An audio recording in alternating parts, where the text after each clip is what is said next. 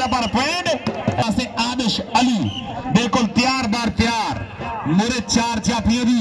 घूमती हुई चेन भी तैयार है अरफान भरियार खड़ा सपाला काउंट ट्राई करो चार चापियों की घूमती हुई चैन बड़े टॉप की जात जाना 304 लिफाफे के कोले भी दूजे पासों भी बड़े अड़ फसलियां तुहानू पहले दसिया कि बराबर दी टीमों की टक्कर है